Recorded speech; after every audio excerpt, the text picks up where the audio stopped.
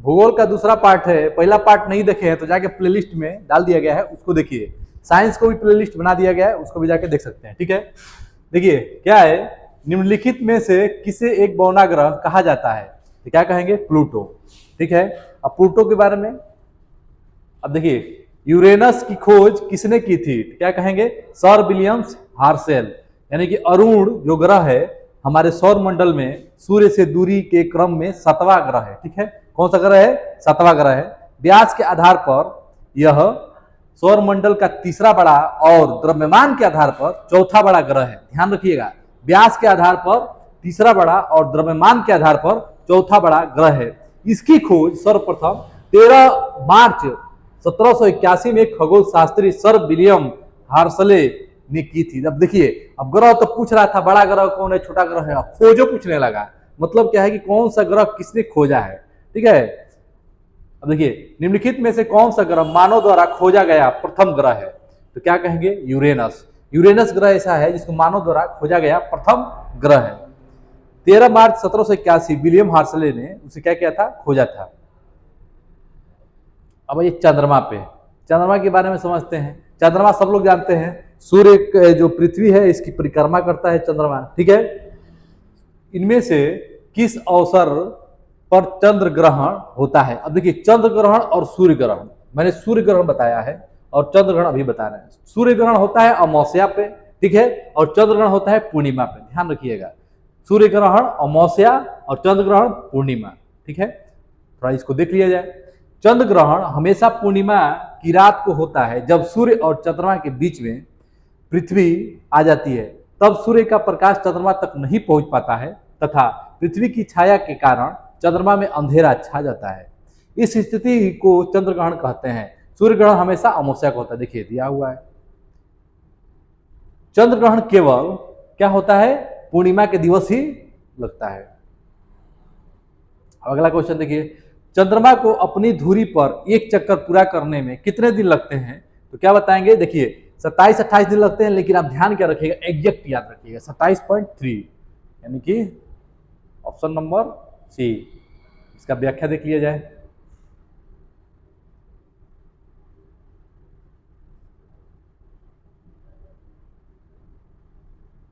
देखिए, पृथ्वी से चंद्रमा की दूरी 3,84,365 दिन। याद करने का तरीका क्या है, समझिएगा। पृथ्वी पर 365 दिन होता है, ठीक है, ऐसे 365 याद रखिए, और 3,84,000, ठीक है, 3,84,000 और 365 ऐसे याद रखिए। इतना किलोमीटर आपको पता होना चाहिए पृथ्वी और चंद्रमा के बीच का दूरी। चंद्रमा पर गुरुत्वाकर्षण पृथ्वी से 1/6 है, यानी कि अगर पृथ्वी पर गुरुत्वाकर्षण बल 60 है, मान लीजिए कि 60 लग रहा है, तो वहां पर कितना लगेगा, 10, ऐसे समझिए। 1/6 का मतलब होता है 1/6वां हिस्सा।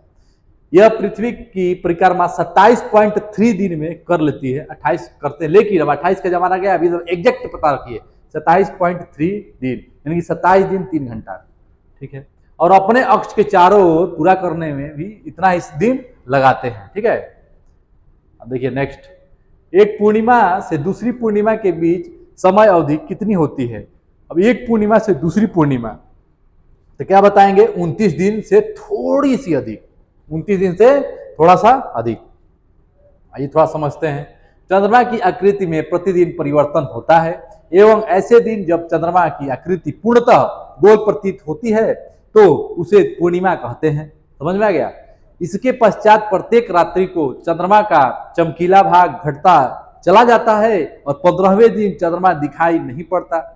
उस दिन को अमावस्या कहते हैं, ठीक है। एक पूर्णिमा से दूसरी पूर्णिमा की अवधि 29.53 दिन, यानी कि 29 दिन 12 घंटे लगभग 44 मिनट 2.8 सेकेंड होती है। इस समय को चंद्रमास या साइनोडिक मास कहते हैं, ये ध्यान रखिएगा, साइनोडिक, ठीक है।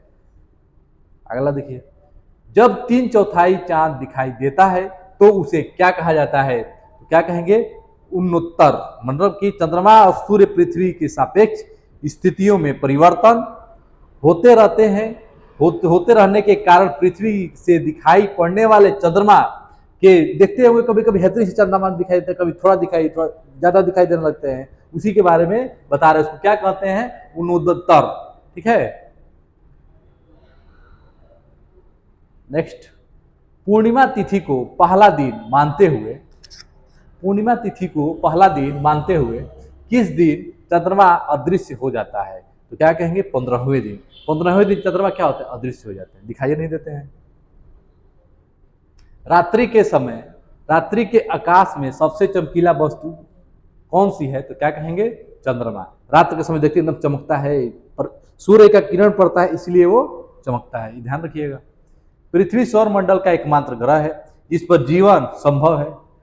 इसे नीला ग्रह भी कहा जाता है। इसका एकमात्र उपग्रह चंद्रमा है। यह रात्रि के समय आकाश में सर्वाधिक चमकीला पिंड है, ठीक है, जो कि हम लोग को दिखाई देता है। आते हैं नेक्स्ट स्लाइड पे। अच्छा लगे तो लाइक जरूर करिएगा, सब्सक्राइब करना ना भूलिएगा, क्योंकि आपको हर समय ऐसा वीडियो मिलता रहेगा। पूरा इस बुक का जो है, जो यूथ का जो बुक है जीके का, पूरा जो है कंप्लीट आपको प्रोवाइड किया जाएगा। देखिए 119 नंबर क्वेश्चन क्या है? चंद्रमा की किस अवस्था में चंद्रमा अदृश्य हो जाता है? तो क्या कहेंगे? अमावस्या के दिन है, ठीक है। चंद्रमा की किस अवस्था में चंद्रमा अदृश्य हो जाता है? अमावस्या के दिन। जब सूर्य और चंद्रमा दोनों पृथ्वी के एक छोर पर होते हैं तो इस स्थिति को चंद्रमास प्रारंभ माना जाता है। चंद्रमा इस समय पृथ्वी से नजर नहीं आता और इस स्थिति को अमावस्या कहते हैं। जब चंद्रमा पृथ्वी का एकमात्र और प्राणी के 5वां सबसे बड़ा उपग्रह है, इस जीवाश्म ग्रह की उपमा प्रदान की जाती है, ठीक है। अब देखिए 120 नंबर क्वेश्चन क्या कह रहा है? एक महीने में कितनी बार आधा चांद दिखाई देता है? गजब का क्वेश्चन है। 2 बार। 15 बार में लुप्त हो जाता है, एक बार में, एक महीने में 2 बार आधी दिखाई देगा। आरआरबी जेईई में पूछा हुआ सवाल है फर्स्ट शिफ्ट में। एक माह में 2 बार आधा चांद यानी कि चंद्रमा दिखाई पड़ता है। यह पृथ्वी का एकमात्र उपग्रह है। चंद्रमा पर मौजूद वह प्रकाश क्या है जिसकी वजह से यह हमें पृथ्वी से दिखाई देता है? तो क्या कहेंगे? आप कह सकते हैं पृथ्वी का प्रकाश चांद पर पड़ता है और चांद का प्रकाशित हिस्सा हमें दिखाई देता है। अब देखिए वही हम अभी समझाए हैं आपको शुरू में ही। चंद्रमा पर मौजूद वह प्रकाश क्या है जिसकी वजह से यह हमें पृथ्वी से दिखाई देता है? मान लीजिए हम लोग पृथ्वी पर बैठे हैं, खड़े हैं रात में, अब देख रहे हैं चंद्रमा दिखाई दे रहा है। क्यों दिखाई देगा? क्योंकि सूर्य का प्रकाश क्या पड़ता है? चंद्रमा पड़ता है, तो वही हम लोग को दिखाई देता है, ठीक है। चंद्रमा किस खगोलीय पिंड के चारों ओर घूमता है? तब सबको पता है, पृथ्वी। ब्लू मून, यानी कि ब्लू मून क्या है, इसे क्या समझते हैं? महीने में आने वाला दूसरा पूरा चांद को क्या कहते हैं? Blue moon. ध्यान रखिएगा, गजब के पैटर्न सवाल है, आरआरबी एनटीपीसी में पूछा हुआ है। क्या है? ब्लू मून किसे कहते हैं? महीने में आने वाले दूसरा चांद को, दूसरा पूरा चांद को, जैसे महीना में दूसरा पूरा चांद आएगा उसको कहेंगे ब्लू मून कहेंगे, ठीक है। एक कैलेंडर माह में 2 पूर्णिमाएं हो तो दूसरी पूर्णिमा चांद को ब्लू मून कहा जाता है। अब एक महीने में दूसरी बार जो पूर्णिमा होगी उसको कहा जाएगा, क्या कहा जाएगा? ब्लू मून कहा जाएगा, ठीक है। इसका मुख्य कारण 2 पूर्णिमाओं के बीच अंतराल 31 दिनों से कम होता है। जब किसी वर्ष विशेष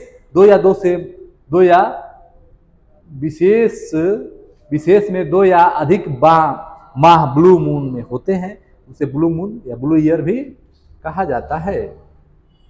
नेक्स्ट देखिए क्या दिया हुआ है। नेक्स्ट क्या है?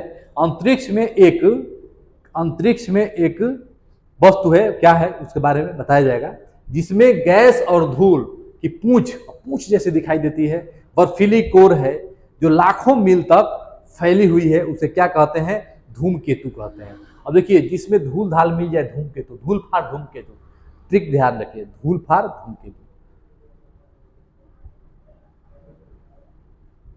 अब देखिए प्रत्येक 76 वर्ष में कौन सा धूमकेतु नजर आता है? तो क्या कहेंगे? हैली जो तारा है धूमकेतु, वो 76 वर्ष में दिखाई देता है। इसके बारे में पिछले वीडियो में भी मैंने आपको बताया था। नेक्स्ट देखिए, क्षुद्र ग्रह बेल्ट में कौन सा बौना ग्रह मौजूद है? तो क्या कहेंगे? सेरस क्या है? बौना ग्रह है जो कि मौजूद है क्षुद्र ग्रह में, ठीक है।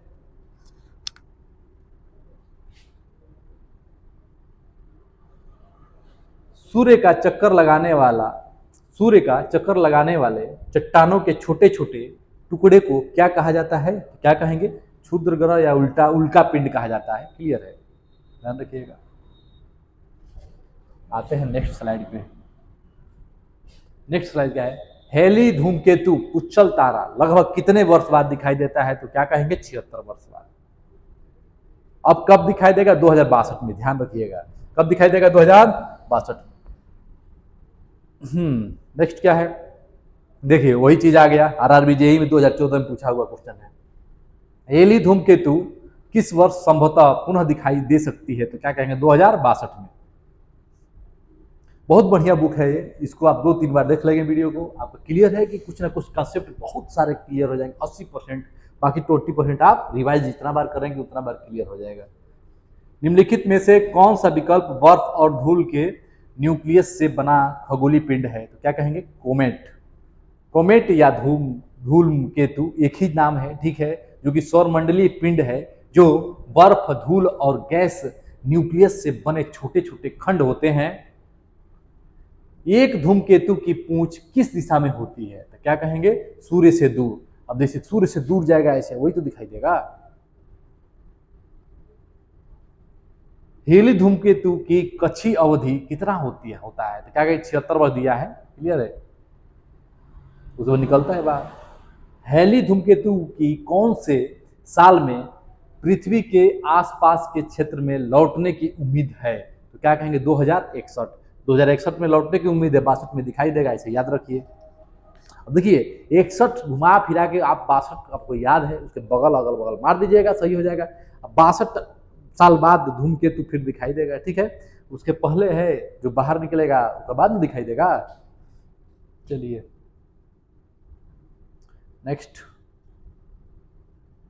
पृथ्वी का कौन सा भाग मैग्मा का मुख्य स्रोत है, तो क्या कहेंगे मेंटल। मेंटल क्या है, अब पृथ्वी का कौन सा भाग, अब देखिए पृथ्वी है, ठीक है, पृथ्वी में इतना भाग होता है, इसको कहते हैं core, mental, crust, crust, mental, core. तो मेंटल में क्या होता है, पृथ्वी का कौन सा भाग मैग्मा, मैग्मा मतलब कि एकदम आग, ठीक है, कौन सा है मेंटल वाला भाग है, ठीक है, बीच वाला। क्लियर है,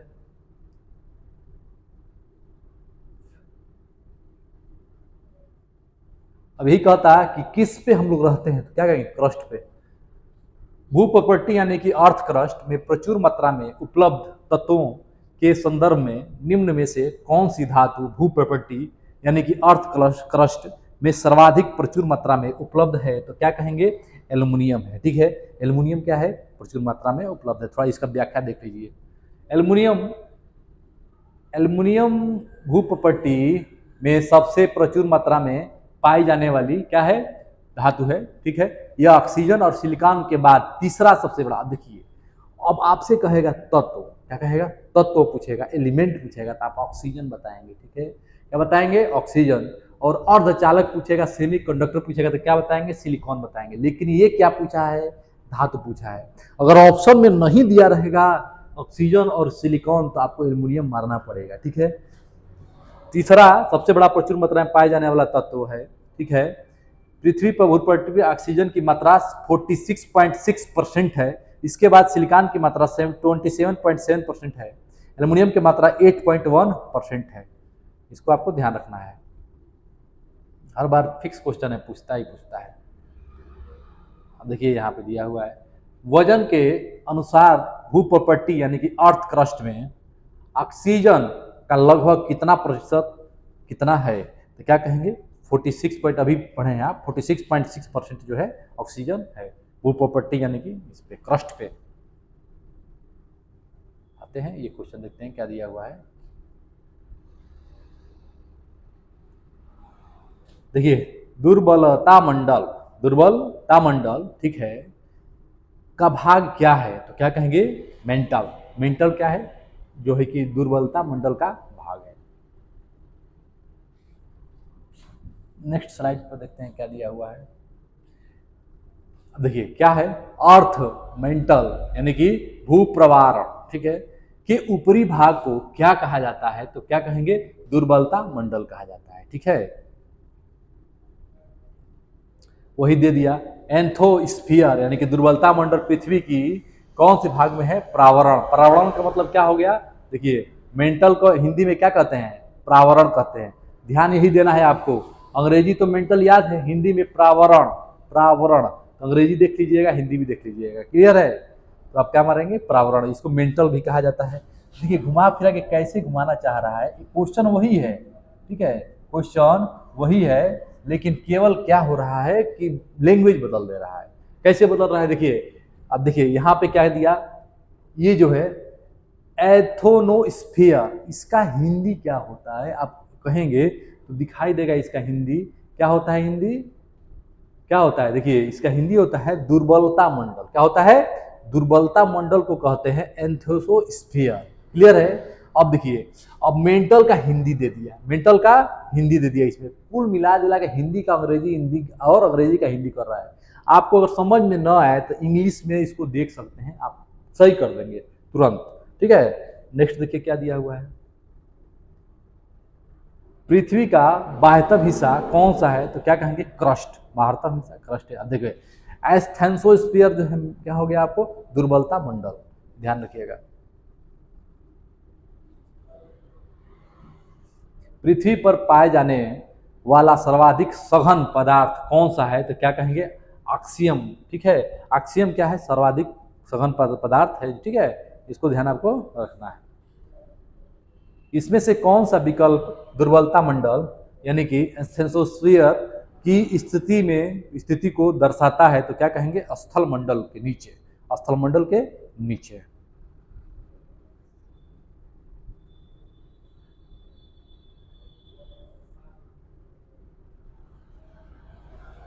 देखिए अगला क्या है?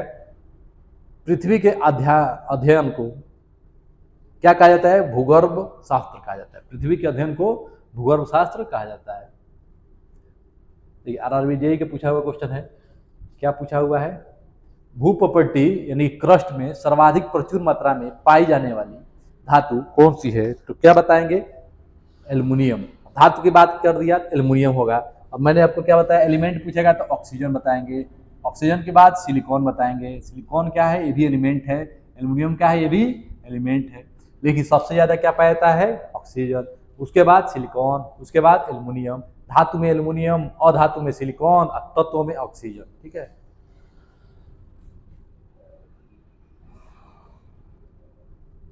भू प्रॉपर्टी में पाए जाने वाला दूसरा सर्वाधिक प्रचुर तत्व कौन सा है? दूसरा पूछेगा तो सिलिकॉन। देखिए बार बार वही चीज आ रहा है, अब घबराने की जरूरत नहीं, एकदम सही हो जाएगा। परसेंटेज भी दिया हुआ है नीचे, कितना परसेंट क्या है? लोहा 5% है लास्ट में। देखिए भू प्रॉपर्टी की संरचना में अभ्रक की मात्रा लगभग कितनी होती है? अभ्रक बोले तो माइका, इसको माइका कहते हैं, जो कि आप देखे होंगे 4% होता है। ठीक है, कहाँ पे देखे होंगे? जब वाइंडिंग वाइंडिंग किया जाता है तो बीच में लगाया जाता है माइका। ठीक है, अभ्रक है, जो कि कहाँ पे कितना परसेंट पाया जाता है? 4% पाया जाता है पृथ्वी पर। ठीक है, नेक्स्ट स्लाइड देखिए क्या दिया हुआ है। जो लास्ट क्वेश्चन है उसका, जो पृथ्वी की सबसे ऊपरी एवं पतली परत को भूप्रपट्टी कहते हैं। ठीक है, देख लीजिएगा। नेक्स्ट, पृथ्वी के प्रस्तर यानी कि क्रस्ट। देखो क्रस्ट का हिंदी कितना बेकार है, प्रस्तर है कि नहीं? तो वो स्तर समझ में आ रहा है, स्तर है ऊपर का। सबसे प्रचुर मात्रा में पाए जाने वाला तत्व क्या है? तो क्या कहेंगे? ऑक्सीजन है। अक्षांश, अक्षांश के बारे में समझिए। जैसे लेटा हुआ रहता है उसे अक्षांश कहते हैं। ये अर्थ हो गया, ये अक्षांश होता है। ठीक है, ये अक्षांश।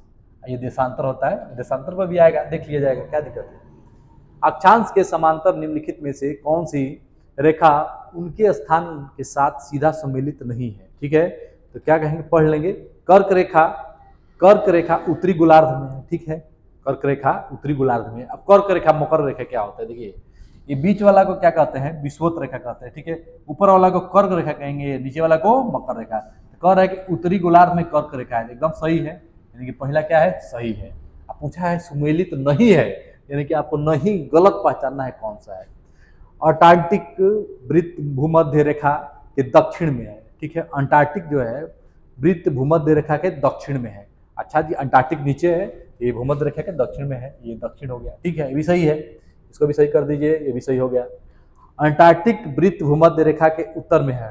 अंटार्कटिक है, अंटार्कटिक दोनों देखिए, अंटार्कटिक और आर्कटिक, ठीक है, आर्कटिक, ठीक है, ये कहाँ होता है, उत्तर में होता है, यहाँ पे आर्कटिक, यहाँ पे अटलांटिक, यहाँ पे, ठीक है। और मकर रेखा पूर्वी गोलार्ध में। अब बताओ, मकर रेखा तो हमने आपको अभी बताया है, दक्षिणी यहाँ पे है, यहाँ मकर रेखा है नहीं, यहाँ पे है, तो क्या हो गया, यही क्या हो गया, गलत हो गया। जो गलत है वही पूछ रहा है, यानी कि यही क्या हो गया, सही हो गया। अरे समझ में, देखिए कैसे घुमा के पूछा है, ग्रुप डी का क्वेश्चन है, इसका व्याख्या देख लीजिएगा।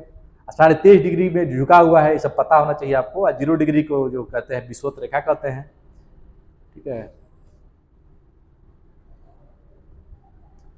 देशांतर और अक्षांश के बारे में इनमें से कौन सा कथन गलत है। देखिए अब देशांतर और अक्षांश के बारे में कौन सा इसमें गलत है आपको बताना है। देखिए देशांतर कभी भी एक दूसरे के प्रतिच्छेद नहीं करते हैं, देशांतर कभी भी, ये तो भाई सही है कि नहीं, देशांतर कहाँ एक दूसरे के काटते हैं, इससे पृथ्वी है, ये देशांतर रेखा एक दूसरे काटता थोड़ी है, एकदम ये सही है। पूछा है गलत, देख रहे हैं 180 डिग्री क्या है, देशांतर, ओहो गलत हो गया, क्या कहा है, देशांतर और अक्षांश के बारे में गलत बताइए, कथन बताइए। तो देशांतर कभी भी एक दूसरे को, आप देखिए ये काटते हैं, वो देखिए यहाँ पे ये काटेंगे ना, अभी अक्षांश भी ऐसे जा रहा है, एक दूसरे को काटेंगे, यही गलत हो गया, यानी कि यही सही हो गया, ठीक है। देशांतर और अक्षांश रेखा एक दूसरे को काटते हैं, ठीक है, प्रतिच्छेद करते हैं, ठीक है। और ये कह रहा है कि देशांतर कभी भी एक दूसरे को प्रतिच्छेद नहीं करते। अब तो बताओ है कि नहीं, यही सही हो गया। अगला क्वेश्चन देखिए,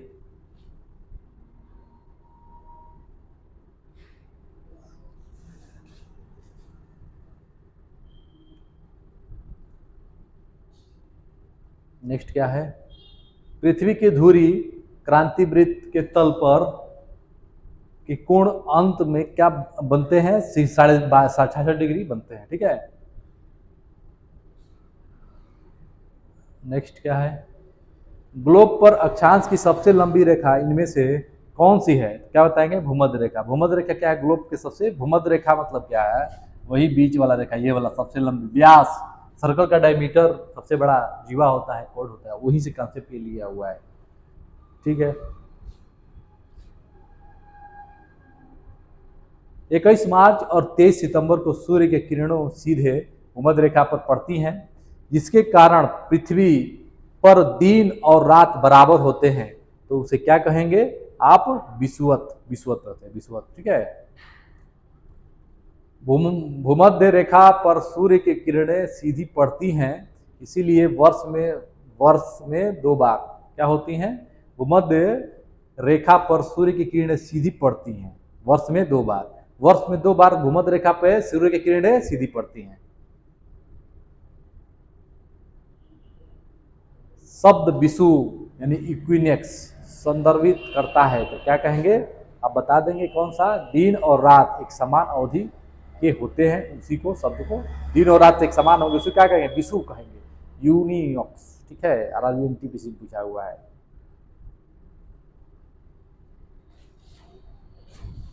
ये क्या था देख लेते हैं, विषु पृथ्वी की वह स्थिति है जब सूर्य किरणें विषुवत रेखा के लंबवत पड़ती हैं, सर्वत्र दिन और रात बराबर होते हैं। 23 सितंबर और 21 मार्च संपूर्ण पृथ्वी पर दिन रात बराबर होते हैं। क्या 23 सितंबर और 21 मार्च, तो आंसर क्या मारेंगे, 21 मार्च को दिन और रात बराबर होते हैं। नेक्स्ट स्लाइड देखिए क्या है, निम्न में से कौन सा विकल्प विषु का सबसे अच्छा वर्णन है, तो क्या बताइएगा, सी, यानी कि कोई भी ध्रुव सूर्य की ओर झुका नहीं है, ठीक है। नेक्स्ट, भारत में किस तारीख को वर्ष का सबसे छोटा दिन माना जाता है, तो क्या कहिएगा, 22 दिसंबर, 22 दिसंबर को सबसे छोटा दिन माना गया है, 22 माना गया, ठीक है। नेक्स्ट क्या है, एक विषु एक वर्ष में कितनी बार आता है, तो क्या कहिएगा, 2 बार आता है, दिन और रात, एक 21 मार्च, एक 23 सितंबर। 21 मार्च को भी दिन और रात, विषु का मतलब क्या होता है, दिन और रात बराबर होना, ठीक है। 21 मार्च और 23 सितंबर को क्या होते हैं, दिन और रात बराबर होते हैं। सामान्यतः पूरे ग्रह पर लगभग समान रात और दिन को क्या कहा जाता है, तो विषु कहा जाता है, विषु, ठीक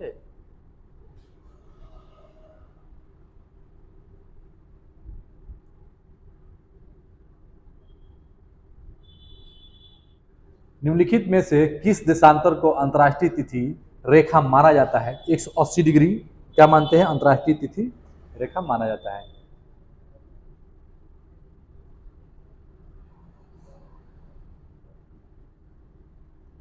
कर्क रेखा है, क्या कहेंगे? कर्क रेखा अभी आपको दिखाए हैं 23.5 डिग्री तो होता ही होता है, लेकिन कहाँ पे? उत्तर में।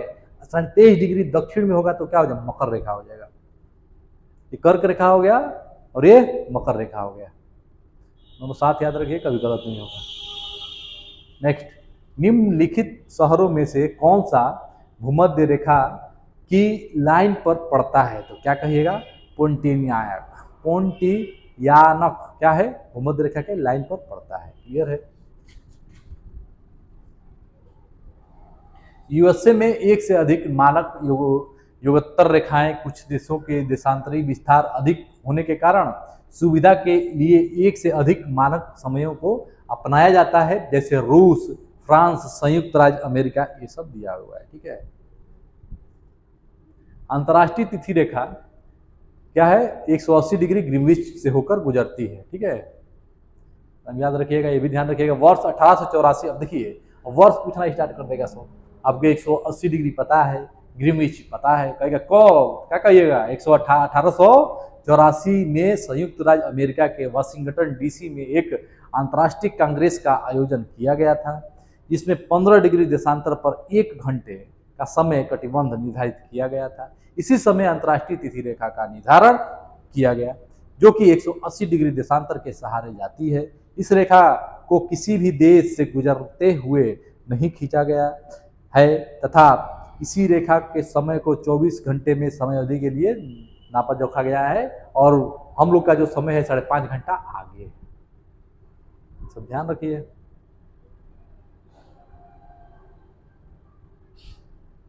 देखिए, वह मेरिडियन है जिस पर भारतीय मानक समय आधारित है, तो क्या कहेंगे? 82 आधे डिग्री, मतलब कि 82.5 डिग्री।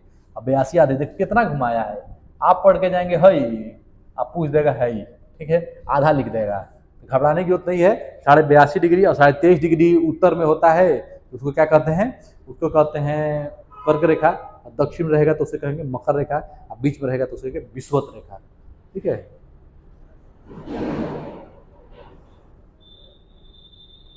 और क्या दिया हुआ है? ग्रीनविच माध्यम समय से भारतीय मानक का समय कितना आगे है? 5.5 घंटा आगे है।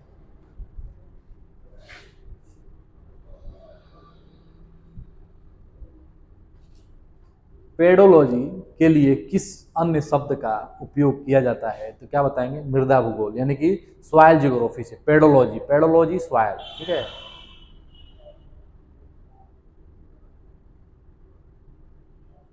कौन सा कथन पेडोलॉजी के लिए सही है? तो क्या पेडोलॉजी के लिए सही है? पेट्रोलॉजी। पेट्रोलॉजी के लिए कौन सा कथन सही है? अब क्या बताएंगे? यह सेलों की उत्पत्ति, संरचना और संगठन के संबंधित विज्ञान का एक शाखा है। पेट्रोलॉजी या पेडोलॉजी? पेडोलॉजी मिट्टी वाला हो गया। प्रसिद्ध सरदार सरोवर बांध निम्नलिखित में से किस नदी पर बनाया गया है? तो क्या बताएंगे? नर्मदा नदी पे। नर्मदा नदी पे क्या बनाया गया है? सरदार सरोवर बांध। निम्नलिखित में से कौन सा शैल रॉक का उदाहरण नहीं है? तो क्या कहेंगे? एस्फाल्ट। एस्फाल्ट नहीं है। सिस्ट, ग्रेनाइट और बेसाल्ट है, लेकिन एस्फाल्ट नहीं है। आइए थोड़ा इसका व्याख्या देखते हैं क्या दिया हुआ है। पृथ्वी की सतह के कठोर भाग को चट्टान कहते हैं, जो पृथ्वी की बाहरी परत की संरचना की मूलभूत इकाई है। उत्पत्ति के लिए आधार पर चट्टान 3 प्रकार की होती हैं: आग्नेय चट्टान, अवसादी चट्टान और कयांतरित चट्टान होती हैं। ग्रेनाइट, बेसाल्ट, सिस्ट आदि इस शैल रॉक के उदाहरण है, लेकिन ये नहीं है।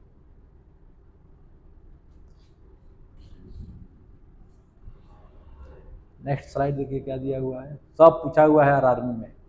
मृदा निर्माण के बारे में निम्नलिखित में से कौन सा कथन गलत है? तो क्या बताइएगा? ऊंचाई और ढलान के ह्यूमस निर्माण की दर निर्धारित होती है। ठीक है, ये गलत है, बाकी सब सही है। निम्नलिखित में से कौन सा अवसादी चट्टान का एक प्रकार है? क्या कहिएगा? बलुआ पत्थर। बलुआ पत्थर क्या है? अवसादी चट्टान का एक प्रकार है।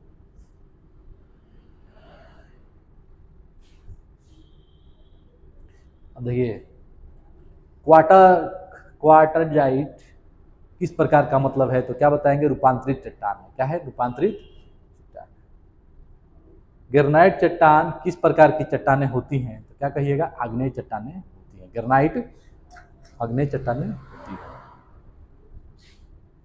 किस चट्टान में नत वलय यानी कि डाउन फोल्ड को क्या कहा जाता है, तो क्या कहिएगा, इसको आपको ध्यान रखना है। आइए देखते हैं इधर क्या दिया हुआ है, किस चट्टान में है।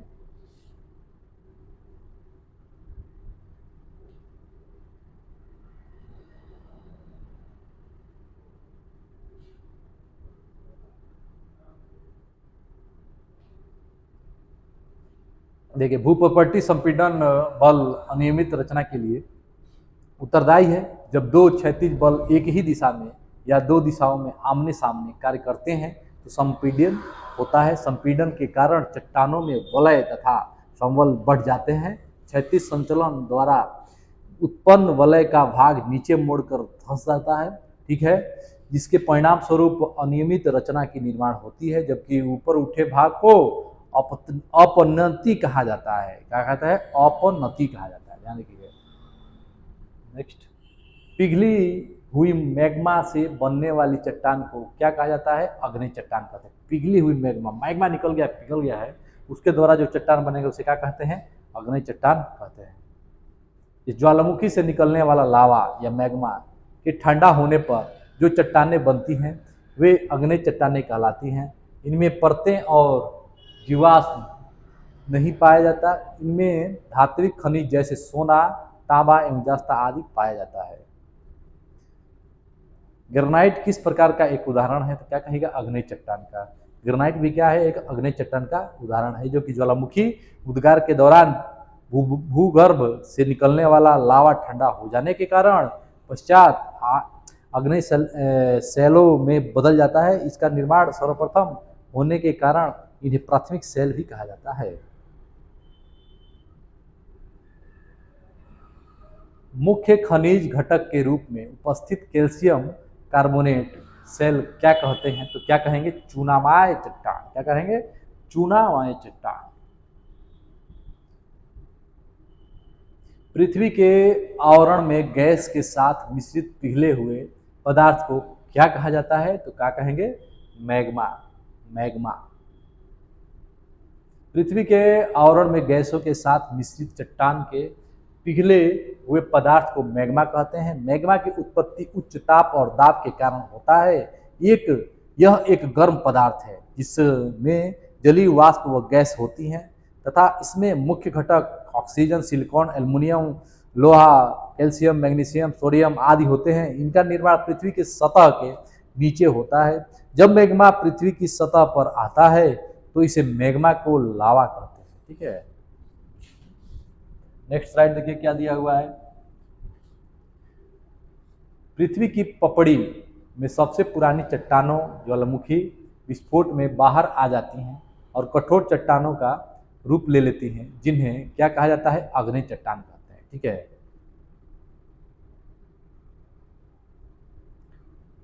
अग्नि चट्टान ज्वालामुखी से निकलने वाले तरल मैग्मा या लावा के जमने से बनती है। यह मैग्मा पृथ्वी की पपड़ी पर कठोर चट्टान के रूप में रूपांतरित हो जाती हैं। अग्नि चट्टान स्थूल परत रहित, कठोर, सघन, संघनन एवं जीवाश्म रहित है। आर्थिक रूप से यह बहुत संपन्न चट्टान है। इसमें चुंबकीय लोहा, निकिल, तांबा, सीसा, जस्ता, क्रोमाइट, मैग्नीज तथा प्लेटिनम पाए जाते हैं। इन चट्टानों का उदाहरण बेसाल्ट, गेब्रो डोलामाइट, बेसाल्ट गेब्रो डोलामाइट, ध्यान रखिएगा। अंडमान और निकोबार द्वीप समूह निम्नलिखित में से किस भूकंपीय क्षेत्र के अंतर्गत आता है, तो क्या कहेंगे, क्षेत्र 5।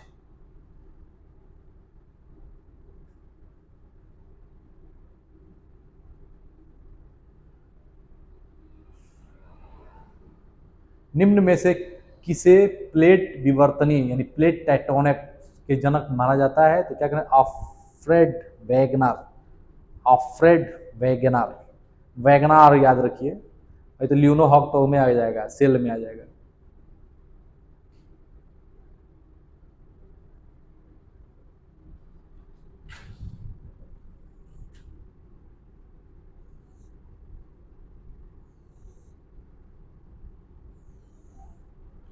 भूकंप के दौरान कौन सी तरंगे उत्पन्न होती हैं, तो क्या कहिएगा, भूकंपी तरंगे।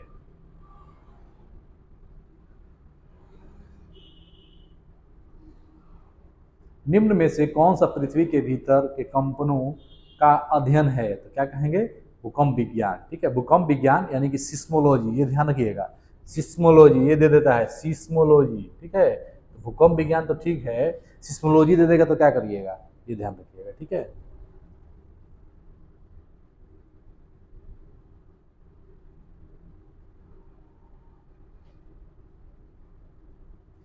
सुनामी का विनाशकारी रूप जिसे भूकंपी समुद्री लहरें भी कहा जाता है, सामान्यतः सामान्यतः ये 7.5 से ज़्यादा यानी कि तीव्रता वाले भूकंप आते हैं, 7.5 से ज़्यादा। नेक्स्ट देखिए क्या दिया हुआ है, 187 नंबर क्वेश्चन। निम्नलिखित में से कौन सी सबसे तीव्र भूकंपी तरंगे हैं, तो क्या कहिएगा, प्राथमिक। जो पहिलका होता है बहुत तेज होती है लेकिन बहुत कम समय के लिए आता भी है। भूकंप के दौरान पृथ्वी में कई प्रकार की तरंगे उत्पन्न होती हैं जिन्हें भूकंपी तरंगे कहते हैं। जब भूकंपी अपने भूकंप के केंद्र से प्रारंभ होता है तो मुख्यतः 3 प्रकार की तरंगे उत्पन्न करती हैं, प्राथमिक तरंगे, द्वितीयक तरंगे और धरातली यानी कि दीर्घ जल तरंगे। ठीक है, प्राथमिक भूकंपी तरंगे चाल सबसे तीव्र लगभग होती है, 8 किलोमीटर पर सेकेंड होती है। वाह रे वाह, ये तरंगे ध्वनि की भांति अनुदैर्घ्य तरंगे होती हैं। देखिए भूकंप तरंगे कैसी, पी वाली कैसी होती है, क्या कहेंगे, अनुदैर्घ्य होती है। ठीक है, ध्वनि की तरह। ठीक है, हाँ, उच्च घनत्व वाली चट्टानों में इनकी गति 18 से 14 किलोमीटर पर सेकंड होती है। ये ठोस, द्रव और गैसीय पदार्थों में यात्रा कर सकती है। किन भूकंपीय तरंग में अनुप्रस्थ विस्थापन शामिल होता है, तो क्या कहिएगा, एस तरंग में, एस तरंग। भूकंप की किन तरंगों में अनुप्रस्थ विस्थापन शामिल है, तो क्या हो जाएगा, एस तरंगे। निम्नलिखित में से कौन सा सुनामी का कारण नहीं है, तो क्या बताइएगा, मृदा अपरदन।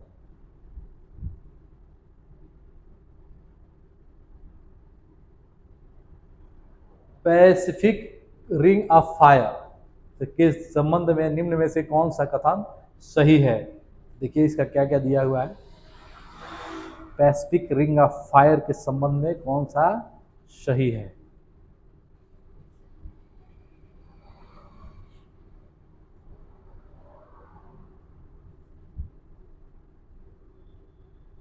पैसिफिक रिंग ऑफ फायर के संदर्भ में कौन सा सही है, तो क्या बताएंगे, पैसिफिक रिंग उत्तरी अमेरिका और दक्षिण अमेरिका के पूर्वी तटों पर कवर करता है। पैसिफिक रिंग उत्तरी अमेरिका और दक्षिण अमेरिका के पूर्वी तटों को कवर करता है। चलिए ठीक है, अगला क्या है, सूर्य और चंद्रमा द्वारा गुरुत्वाकर्षण के माध्यम से पृथ्वी को एक ही दिशा में खींचने के कारण क्या उत्पन्न होता है, क्या कहेंगे, ज्वार भाटा। भूकंप की तीव्रता कैसे नापा जाता है, रिएक्टर स्केल पर देखा जाता है।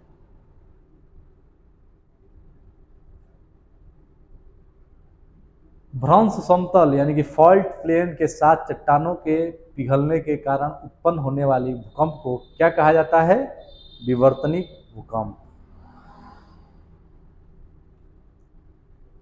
अब देखिए के अंतर्गत भूकंपों का अध्ययन किया जाता है, सिस्मोलॉजी।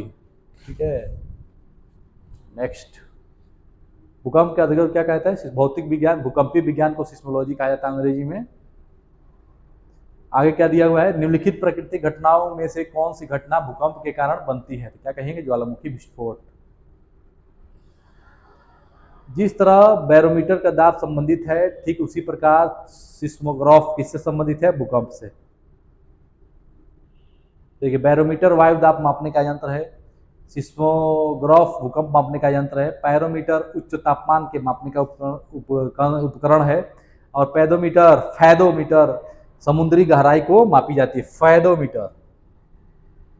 निम्नलिखित में से कौन सा भारतीय शहर निम्नवत भूकंपी क्षेत्र में है, तो क्या बताइएगा, रायपुर। भूकंपों का पता ही नहीं है। इनमें से कौन सी सुनामी चेतावनी का एक संकेत है, क्या कहिएगा, समुद्र तट पे तुरंत वापस गिरने वाली पानी।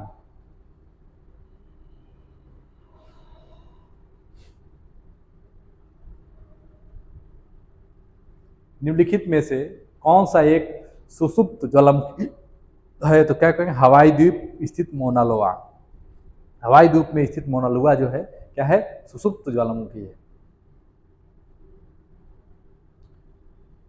नेक्स्ट क्या है, भूकंप वैज्ञानिक, ठीक है, भूकंप वैज्ञानिक भूकंप की संभावना का अनुमान किसके आधार पर नहीं करते हैं? क्या है, ग्रह की स्थिति के आधार पर। ये कब होता ही नहीं। बाकी पृथ्वी के भीतर प्लेटों के हलचल के आधार पर करते हैं, फॉल्ट विकार और जोन यानी कि क्षेत्र के आधार पर करते हैं, क्षेत्र में उत्पन्न भूकंपों के इतिहास के आधार पर करते हैं। भूकंप आने का कारण क्या होता है? प्लेटों में टकराव होता है, उसी के कारण भूकंप आती है। नीचे दिए गए विकल्प में से किसमें सुनामी, इसे हार्बर वेव के नाम से भी जाना जाता है, उसे क्या कहा जाता है? समुद्र के भीतर भूकंप। देखिए दोस्तों, ये आपका हो गया सेकंड पार्ट ज्योग्राफी का। थर्ड पार्ट कल आएंगे, तब तक के लिए धन्यवाद।